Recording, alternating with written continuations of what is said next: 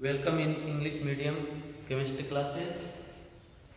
हमने पिछले वीडियो में इंडस्ट्रियल मेथड देख ली थी, एथेनॉल जो उसके फॉर्मेशन की, एथेनॉल के फॉर्मेशन की जो हमने इंडस्ट्रियल मेथड देखी थी उसमें पहला था हमारे पास मोलासेस से किस प्रकार से फॉर्मेशन करते हैं, और सेकंड जो था वो था हमारे पास कि हम starch food material which have starch उससे किस प्रकार से हम एथेनॉल जो है उसका फॉर्मेशन करते हैं। ये सब चीज़ें जो है वो हमने पिछली क्लास में देख ली थी। ठीक है, अब स्टार्च से हमने जो देखा था उसे मैं थोड़ा सा लास्ट में फास्टली लेकर के चला था, इस कारण से हो सकता थोड़ा आप डिटेल से नहीं समझ पाए हो तो मैं आपको बता दूं। उसमें हमने स्टेप फर्स्ट में मैश का फॉर्मेशन किया था, मैश, फिर मार्क। मैश क्या था? The food material which have starch break down in small particles which known by mash. Mash जो है वो क्या थे? जो फूड पार्टिकल्स थे हमारे पास, फूड मटेरियल के स्मॉल पार्टिकल्स में से हमने डिवाइडेड किया था, वो हमारे पास था मैश। और मार्क क्या था? ये था जर्मिनेटेड बर्ले। जर्मिनेटेड बर्ले जो है वो जो हमने लिए थे वो हमारे पास थे जर्मिनेटेड बर्ले, मतलब जो अंकुरित जो या जर्मिनेटेड बर्ले जो हमने लिए थे वो हमारे पास क्या थे? मार्क थे। मार्क जूस, इन दोनों को मिक्स किया था हमने, मार्क जूस वर्ड भी देखा था। ये जो मार्क है उसे हम फाइनली डिवाइडेड कर लेते हैं छोटे पार्टिकल्स में, इसे तोड़ लेते हैं, उसके बाद इसका जूस है वो क्या कहलाता है? Mark juice. मार्क जूस जो है उसमें हमने इसे कन्वर्ट कर दिया था। अब देखिए आप, मैश प्लस मार्क का हमने को मिक्स कर लिया था स्टेप फर्स्ट में। स्टेप सेकंड जो थी उसमें हमने देखा था कि डायस्टेरेस एंजाइम जो है वह स्टार्च को, स्टार्च जिसका फॉर्मूला होता है C6H10O5 इसे डायस्टेरेस एंजाइम, डायस्टेरेस एंजाइम जो है वह कन्वर्ट कर देता है माल्टोज शुगर में। ये डायस्टेरेस एंजाइम कहाँ से आया था तो ये मैं बता दूं आपको। जो मैट जूस था, जर्मिनेटेड बर्ले जो थे उनको हमने फाइनली डिवाइडेड करके उसमें से जो जूस निकाला था उसमें प्रेजेंट था डायस्टेरेस एंजाइम जो इसे माल्टोज शुगर में कन्वर्ट कर देता है, जिसका फॉर्मूला होता है C12H22O11। C12H22O11। फास्टली बता रहा हूँ, थोड़ा अच्छे से देखते जाएं, इसे समझते जाएं और कर लें, क्योंकि मैं पिछले वीडियोज में इसे डिटेल से बता चुका हूँ। तो मार्क जूस स्टेप सेकंड में हमने स्टार्च को इसमें चेंज कर दिया था, स्टेप सेकंड में। स्टेप फर्स्ट में हमने क्या किया था? स्टेप फर्स्ट में हमने मैश प्लस मार्क को मिक्स किया था, और मैश क्या था? Finally divided food material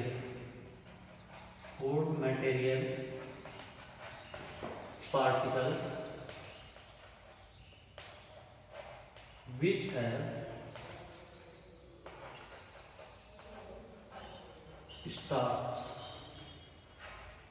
have starch, और मार्क क्या था? जर्मिनेटेड बर्ले। मार्क जूस जो है वो हमने डायस्टेरेस एंजाइम जो है मार्क जूस में प्रेजेंट था, स्टार्च को जो कन्वर्ट कर देता है मार्क शुगर। N/2 हो जाएगा क्योंकि N है, N से आधा हाफ हो जाता है ये मार्क शुगर। स्टेप सेकंड में ये आपने देखा था कि मार्क शुगर जो है C12H22O11 ये है माल्टेस एंजाइम के प्रेजेंस में माल्टेस एंजाइम के प्रेजेंस में माल्टोस शुगर जो है वह चेंज हो जाती है ग्लूकोज में, C6H12 O6 ग्लूकोज में। और ये माल्टेस जो एंजाइम जो है वो इसका हाइड्रोलाइसिस कर देता है। क्या कर देता है? हाइड्रोलाइसिस। देखिए माल्टेस डायस्टेस एंजाइम जो था वो स्टार्च को माल्टोस शुगर में कन्वर्ट कर रहा था। डायस्टेस कहां से आया था? माल्ट जूस से आया था। अब यहाँ पर हमारे पास जो कौन सी शुगर है? Maltose sugar. माल्टोस शुगर जो है वह माल्टेस एंजाइम कहां से आया? माल्ट जूस से ही। और इसकी प्रेजेंस में यह है हाइड्रोलाइज हो जाती है और ग्लूकोज जो है वो उसमें कन्वर्ट हो जाती है, वाटर मॉलिक्यूल से डिकम्पोज होकर के, और यह ग्लूकोज में कन्वर्ट हो जाती है। ये हमने देखा था स्टेप सेकंड। अब नेक्स्ट यहाँ पर इसे वीडियो को मैं मिटा रहा हूँ। यदि आपको पीछे देखना हो तो वीडियो को रिवर्स करना और इसे बार बार अच्छे से पढ़ करके नोट में उतारते हुए अच्छे से आप इसे समझ लेना और आगे बढ़ते हैं। Step third.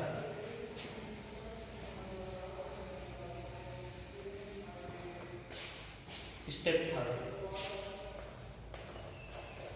थर्ड में क्या होता है? स्टेप थर्ड में जो एक ग्लूकोज है, ग्लूकोज ये कन्वर्ट हो जाता है किसमें? Ethanol plus CO2। Glucose convert in ethanol, convert in ethanol, ethanol में कन्वर्ट हो जाएगा। ग्लूकोज का फॉर्मूला यदि हम देखें तो C6H12O6 और यह है जाइमेस एंजाइम की प्रेजेंस में। कौन सा एंजाइम? जाइमेस एंजाइम की प्रेजेंस में यह कन्वर्ट हो जाता है एथेनॉल में। 2 मोल C2H5OH प्लस 2 मोल CO2। जाइमेस कहां से है? ये माल्ट जूस जो है उससे हमें मिलेगा, माल्ट जूस से। और यह जाइमेस एंजाइम माल्ट जूस से मिलेगा और यह इसे कन्वर्ट कर देगा एथेनॉल में। CO2 जो है वो बबल्स के फॉर्म में निकलती है और जो सॉल्यूशन है वो ऐसे फील होता है like that, like as boiling, जैसे उबल रहा हो। तो इस कारण से इसको हम क्या करते हैं? फर्मेंटेशन करते हैं। फर्मेंटेशन इसे क्या करते हैं हम? We know that as fermentation. Fermentation जो है उसमें CO2 जो है वो एज ए बबल्स निकलती रहती है। Glucose convert in ethyl alcohol, और ये हमने देखा यहाँ पर स्टेप थर्ड जो है वो देख ली। और स्टेप थर्ड में यहाँ पर थोड़ा सा ध्यान दें कि जो दोनों माल्ट और वो मिक्स किए थे, जर्मिनेटेड किए थे हमने, तब तो 288 केल्विन टेम्परेचर दिया था। और स्टेप सेकंड में जो टेम्परेचर कंडीशन है वो 333 टू 338 केल्विन जो है इसके नियर अबाउट रखते हैं। तो इतना केल्विन टेम्परेचर होगा तो ये रिएक्शंस हो जाएंगे और उसके बाद हम इसे जाइमेस एंजाइम की प्रेजेंस में फर्मेंटेशन करके इसे एथेनॉल में कन्वर्ट कर लेते हैं। अब हमारे पास जो सॉल्यूशन है उसमें 10 to 15% क्या प्रेजेंट है? एथेनॉल प्रेजेंट है। C2H5OH की प्रेजेंस कितनी है? 10 to 15% एथेनॉल सॉल्यूशन है जो हमारे पास मिक्सचर है उसमें जो सॉल्यूशन है उसमें 10 to 15% एथेनॉल की प्रेजेंस है। और वी नो दैट, कल हमने देखा इसे ऐसे सॉल्यूशन को हम वाश करते हैं। वाश न्यूज़पेपर वगैरह में आपने बहुत बार पढ़ा होगा कि इतने लीटर वाश जो है वो डिस्ट्रॉय की गई, इतने लीटर वाश डिस्ट्रॉय की गई, क्योंकि इसका जो प्रोडक्शन है वो इलीगल होता है। इलीगल होता है तो जो गवर्नमेंट है या पुलिस जो है उसे डिस्ट्रॉय कर देती है। तो वाश जो है वो क्या है? 10 to 15% solution of ethanol known by wash. ठीक है। अब स्टेप फोर्थ और लास्ट स्टेप जो है उसमें देखते हैं। स्टेप फोर्थ में इसे प्योर करने के लिए हमने कॉफी स्टील काम लिया। कॉफेज स्टील, ये साइंटिस्ट के नेम पर है कॉफेज स्टील। ये काम में हमने लिया था, किसके लिए? डिस्टिलेशन के लिए, इसलिए लिया था हमने काम में डिस्टिलेशन के लिए। कॉफेज स्टील से डिस्टिलेशन करते हैं हम, इसका कॉफेज स्टील से जो वाश है उसका डिस्टिलेशन करते हैं, तो nearly about 90% aquatic solution of,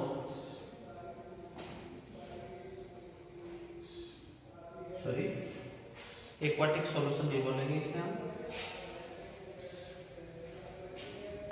ethanol solution of, ethanol solution of water, ethanol solution of water जो है वो हमारे पास आ जाएगा। कितना? 90% एथेनॉल सॉल्यूशन ऑफ वाटर जो है वो हमारे पास आ जाएगा। डिस्टिलेशन करेंगे जब हम कॉफी स्टेज से उस कंडीशन में, ठीक है।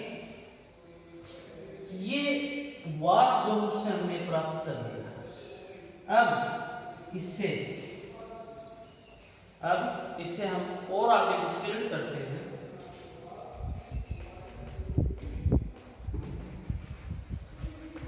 और आगे डिस्टिल करते हैं 90% एथेनॉल सॉल्यूशन ऑफ वाटर को, और आगे डिस्टिल करते हैं किससे?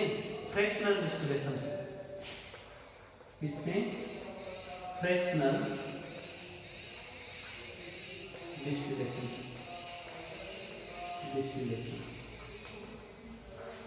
फ्रैक्शनल डिस्टिलेशन से और आगे डिस्टिल करते हैं, तो हमारे पास 95.5% प्योर एथेनॉल वाटर सॉल्यूशन जो है वो प्राप्त होता है, उसका प्रोडक्शन होता है। यहाँ पर ध्यान दें, ये जो इतने परसेंटेज इसकी जो प्योरिटी की है, प्योरिटी की है, इसे रेक्टिफाइड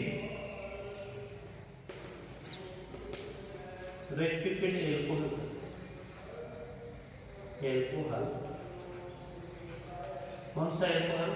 रेक्टिफाइड एल्कोहल, कौन सा सॉल्यूशन को? 95.5% सॉल्यूशन को रेक्टिफाइड एल्कोहल, ध्यान देना इसका, नोटिस दैट रेक्टिफाइड एल्कोहल जो उसका हमने फॉर्मेशन कर लिया।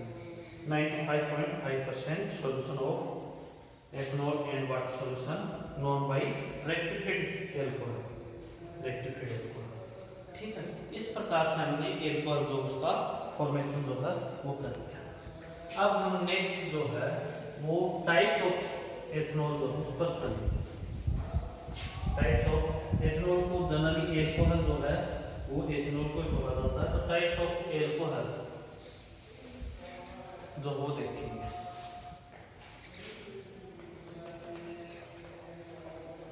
Types of alcohol, types of alcohol, तो टाइप्स ऑफ एल्कोहल जो है उसमें आप देखिए, first type absolute alcohol, absolute alcohol. Absolute alcohol क्या है? टाइप्स ऑफ एल्कोहल है, 4 टाइप लेंगे। फर्स्ट टाइप एब्सोल्यूट एल्कोहल क्या है, कैसे इसे समझें? तो 100% प्योर, 100% प्योर एथेनॉल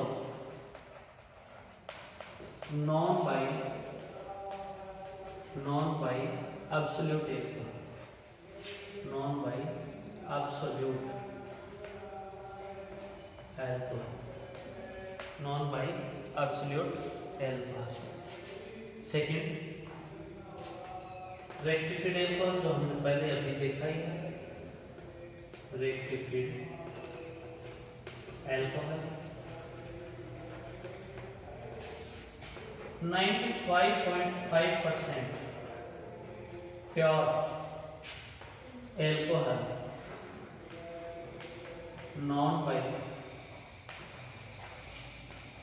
रेक्टिफाइड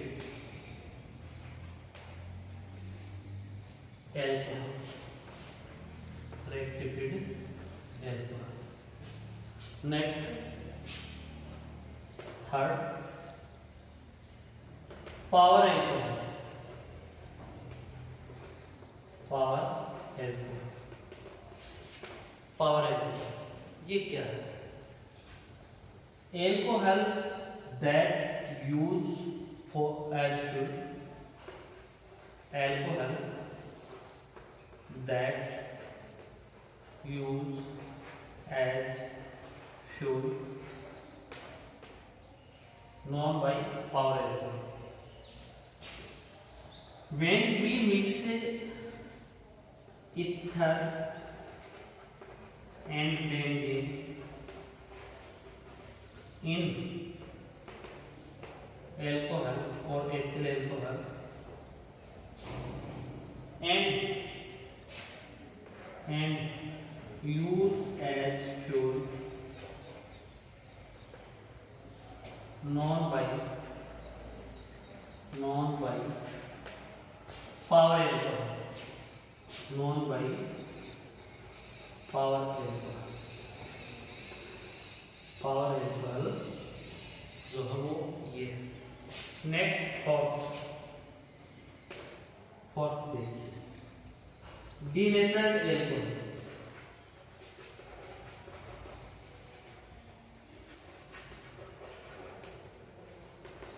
देखिए जो इंडस्ट्रीज वगैरह होती हैं उनमें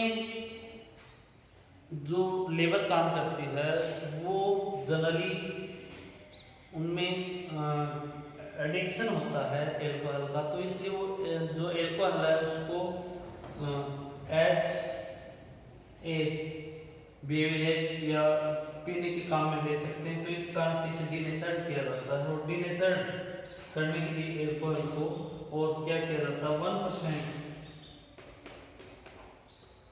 मेथनॉल जिसकी जो नेचर है वो टॉक्सिक होती है 1% मेथनॉल मिक्स कर देते हैं जिसकी नेचर कैसी होती है टॉक्सिक होती है जहरीली होती है और साथ 1% मेथनॉल मिक्स कर देते हैं।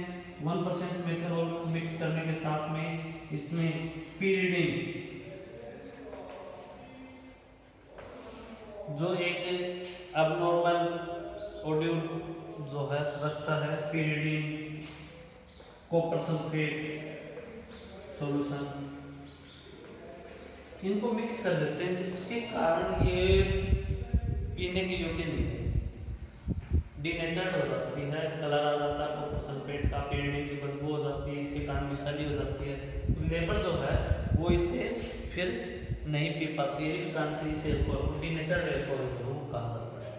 ये टाइप्स ऑफ एल्कोहल, ये हमने देखा टाइप्स ऑफ एल्कोहल। अच्छे से देखिए वीडियो को रिवर्स करके भी देख सकते हैं आप बाद में और बार बार अच्छे से जितना बताया जाता है वो नोट में उतारते हुए अच्छे से समझने पड़ेगा। इसके साथ ही इसकी यूज वगैरह है कुछ जो आप देख लोगे, एल्कोहल की यूज आप जानते भी हो तो वो भी आप थोड़ा थोड़ा देख लोगे और इसी के साथ ही एल्कोहल जो है वो अपना कंप्लीट हो गया। और एल्कोहल के बाद नेक्स्ट आइडिया रखते हैं फिनॉल। आपको बता दूं पहले ही फिनॉल जो है compound which have that nucleus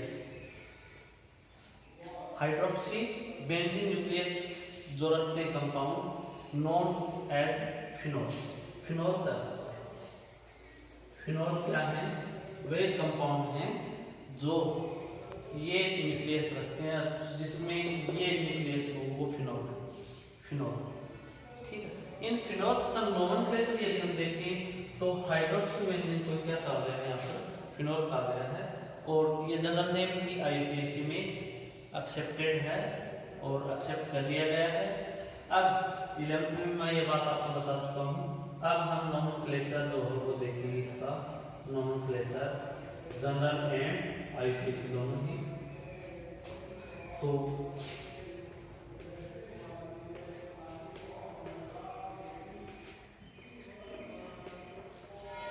phenol general IPC दोनों में ही। इसके ये न्यूक्लियस हो, उसके बाद कोई भी सब्स्टिट्यूशनल ग्रुप जुड़ा हुआ हो तो फिनोल कैटेगरीज में आएंगे। तो यहाँ पर मैं रख रहा हूँ मेथिल ग्रुप। तो इसका जो जनरल नेम है वह है क्रिसोल। जनरल नेम इसका क्रिसोल। ऑर्थो पोजीशन पर दोनों इसलिए ऑर्थो क्रिसोल। ऐसे ही यदि मेटा पोजीशन पर हो तो मेटा क्रिसोल।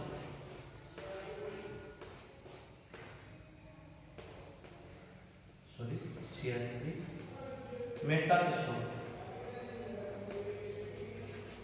Meta cresol. और पैरा पोजीशन पर हो तो पैरा क्रिसोल।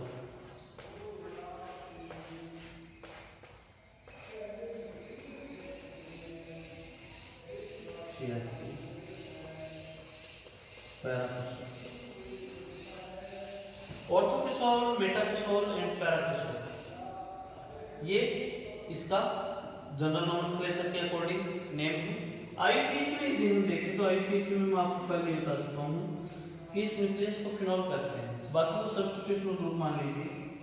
तो ये हो गया 2 मेथिल, इसे नंबर 1 देंगे, इसे 2 3 4 5 6, इसे 1। उसके बाद इस साइड से नंबरिंग करेंगे, क्योंकि इस साइड से करते हैं तो सब्स्टिट्यूशनल ग्रुप को मिनिमम नंबर मिलते हैं 3 4 5 6।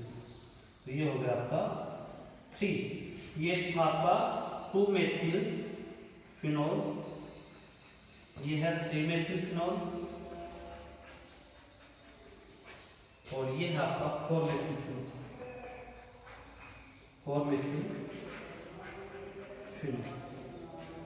ये इनके आईपीसी नेम हो गए। आईपीसी नेम के बाद हम नेक्स्ट कुछ और कंपाउंड देखते हैं। यदि दोनों हाइड्रोक्सी ग्रुप हो तो हम प्रायोरिटी किसी को भी नहीं देते, दोनों को सिमिलर मान लेते हैं और उसके अकॉर्डिंग आईपीसी नेम लिखते हैं। तो उसके अकॉर्डिंग लिखें तो 1 2 डाइहाइड्रोक्सी, बाकी जो न्यूक्लियस बचे वो है बेंजीन। ये कैसा नेम है? आईपीसी। इनके जनरल नेम भी होते हैं, और मैंने आपको इसका जनरल नेम जो मैंने उसमें लिखवाया भी है। इसका जनरल नेम जो वो है कैटिकोल। कैटिकोल। पोजीशन चेंज करते हैं।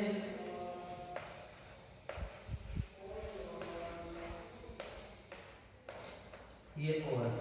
इसका जनरल नेम है रिसोर्सिनॉल। रिसोर्सिनॉल। आईपीसी हो जाएगा 1 3 dihydroxy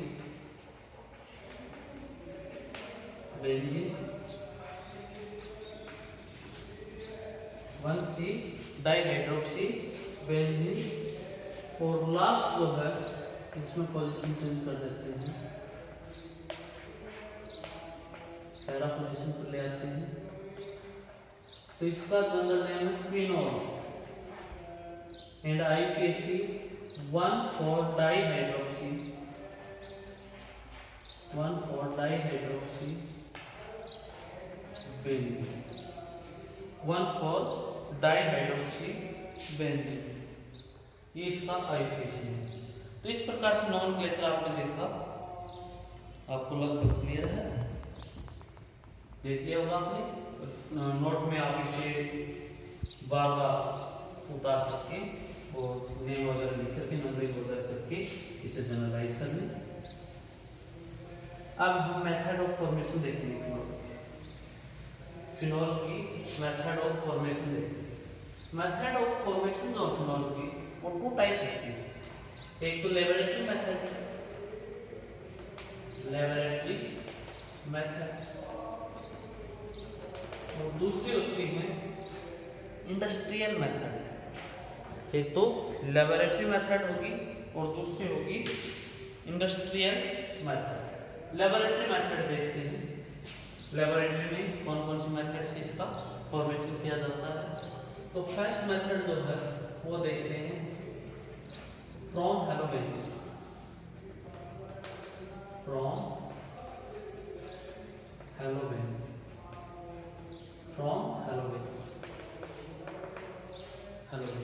for example क्लोरोबिन,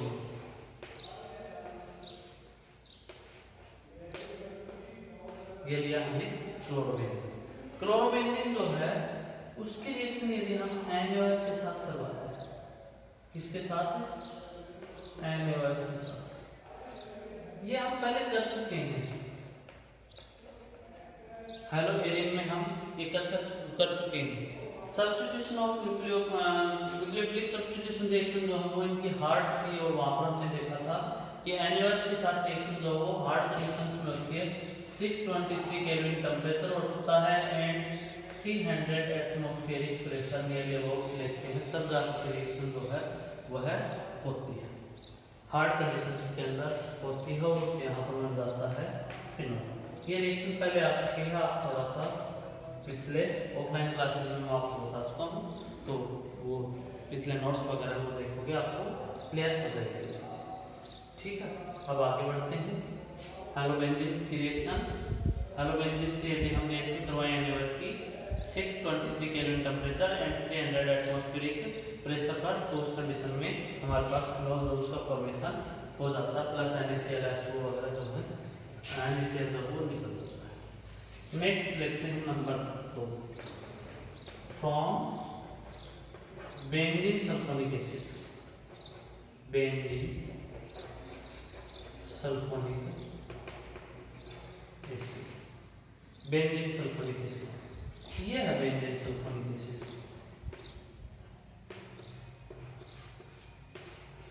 benzene sulphonic acid. Benzene sulphonic acid जो है वो बेस के साथ रिएक्शन करेगा तो शॉर्ट बना देगा, SO3 माइनस H प्लस निकल गया, और उसकी जगह आ गया N प्लस,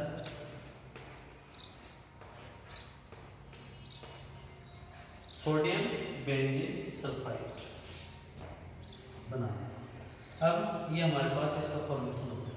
इसका यदि हम आगे रिएक्शन और करवा दें, इसकी आगे और रिएक्शन करवा दें इसकी, तो NaOH के साथ और आगे रिएक्शन करके 2 मोल NaOH के साथ रिएक्शन करेगा और Na2CO3 निकलेगा, Na2SO3 निकल जाएगा, वाटर मॉलिक्यूल निकल जाएगा, और यह चेंज हो जाएगा सोडियम फिनॉक्साइड में, सोडियम फिनॉक्साइड में चेंज हो जाएगा। दोबारा देखते हैं एक बार, बेंजीन सल्फोनिक एसिड जो है उसकी रिएक्शन NaOH से करवा देते हैं, तो बेंजीन सल्फाइड जो है, सोडियम सल्फाइड जो, सोडियम बेंजीन सल्फाइड जो वो बन जाएगा। उसके बाद हम NaOH के साथ रिएक्शन करवाते हैं, इसे NaOH के साथ गर्म करते हैं, तो उस कंडीशन में सोडियम सल्फाइड जो वो निकल जाता है, वाटर मॉलिक्यूल निकल जाता है, सोडियम फिनॉक्साइड बन जाता है, और इसे यदि हम डाइल्यूट एसिड जिसे H प्लस से भी शो कर सकते हैं, उसके साथ यदि हम इसे हाइड्रोलाइज करें तो फिनॉल डॉट्स का फॉर्मेशन हो जाता है। ठीक है, तो ये लैंग्वेज बन जाएगी, benzene sulphonic acid react with NaOH and form sodium benzene sulphide, then again react with NaOH and heat, then form sodium phenoxide on hydrolysis by dilute acid, sodium phenoxide form phenol। ये इस प्रकार से language जो भी हमने लिखा वो language बन जाएगी, और उसके अकॉर्डिंग हमने फॉर्मेशन करना। नेक्स्ट मेथड थर्ड जो है वो देखते हैं, फ्रॉम BDS। थर्ड जो है वो देखते हैं फ्रॉम BDS, बेंजीन डाइएथेनियम क्लोराइड, जो आपको पहले भी मैं बता चुका हूँ। बेंजीन डाइएथेनियम क्लोराइड जो है वो उसका फॉर्मेशन करते समय आपने देखा था कि टेम्परेचर कंडीशन जो है वो क्या रखी जाती है, 273 केल्विन टू 278 केल्विन। यदि हम टेम्परेचर कंडीशन बढ़ा दें, इसमें वाटर है इसके साथ में, और टेम्परेचर बढ़ा दें, इसे बॉयल कर दें, तो उस कंडीशन में यह डिकम्पोज हो जाता है किसमें, फिनॉल में कन्वर्ट हो जाता है, और फिनॉल जो है उसके साथ N2 प्लस Cl, HCl जो है वो निकल सकता है, N2 गैस निकल जाएगी और HCl एसिड निकल जाएगी। ठीक। अब नेक्स्ट फोर्थ जो है मेथड वो देखते हैं। फोर्थ मेथड फ्रॉम BDAC किया था हमने। फोर्थ जो है वो हम ले लेते हैं next from salicylic acid. Salicylic acid, salicylic acid जो है वो फोर्थ पोजीशन पर कार्बोक्सिलिक ग्रुप होता है फिनोल की फोर्थ पोजीशन पर presence of carboxylic acid group known by salicylic acid, then react with soda lime NaOH plus CO known by soda lime, and that reaction also known by decarboxylation reaction for remove of carbon dioxide take place in that reaction। CO2 जो वो निकल जाएगी और उस condition में हमारे पास phenol जो है वो बन जाएगा, फिनोल का फॉर्मेशन होगा। तो ये फिनोल के फॉर्मेशन की जो फोर्थ मेथड थी वो थी। लास्ट मेथड जो है वो देख लेते हैं। ये सिंपल है, आपको न्यूमेरिक में करवाई हुई है और डिकार्बोक्सिलेशन रिएक्शन होती है, आप देख सकते हैं इसमें। और अब लास्ट जो मेथड है वो देख लेते हैं फ्रॉम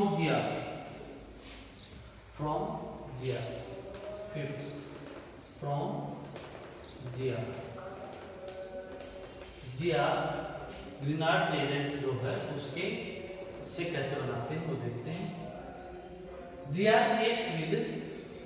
हमने लिया MgBr ले लेते हैं, phenyl magnesium bromide example of GR react with air O2 air से जो O2 है वो रिएक्शन कर लेगी GR के साथ और इस कंडीशन में पेरोक्साइड का फॉर्मेशन हो जाता है। Formation of peroxide take place in that reaction MgBr। Peroxide जो है उसका फॉर्मेशन इसमें हो जाता है। ये पेरोक्साइड अगेन रिएक्ट विद ये जो पेरोक्साइड है दोबारा रिएक्शन कर लेगा इसके साथ GR के साथ ही C6H5 peroxide again react with GR and form magnesium phenoxide bromide OMgBr two more, and on hydrolysis, acidic hydrolysis, that compound change in phenol। एक बार दोबारा देखिए, आपको तो मैंने बात बताई हो लास्ट। इसमें जो GR है वो एयर के साथ डाइऑक्सीजन के साथ रिएक्शन करके पेरोक्साइड बनाएगा। पेरोक्साइड दोबारा से GR के साथ रिएक्शन कर लेगा और 2 मोल जो हमारे पास मैग्नीशियम फिनॉक्साइड ब्रोमाइड है उसका फॉर्मेशन हो जाएगा और on dilute acid that decomposed और हाइड्रोलाइट एंड फॉर्म फिनॉल का फॉर्मेशन जो है वो इसमें हो जाएगा। ये फिनॉल की फॉर्मेशन की जो रिएक्शंस थी वो GR से इसका फॉर्मेशन कैसे होता है और ये आपने देखा। इसी के साथ हमारी लेबोरेटरी मेथड जो है वो कंप्लीट हो गई। लेबोरेटरी मेथड जो है वो कंप्लीट हो गई। आज के लिए इतना ही, और नोट में आप इन्हें बार बार उतार करके और अच्छे से प्रैक्टिस करके पढ़ते रहें। Best of luck.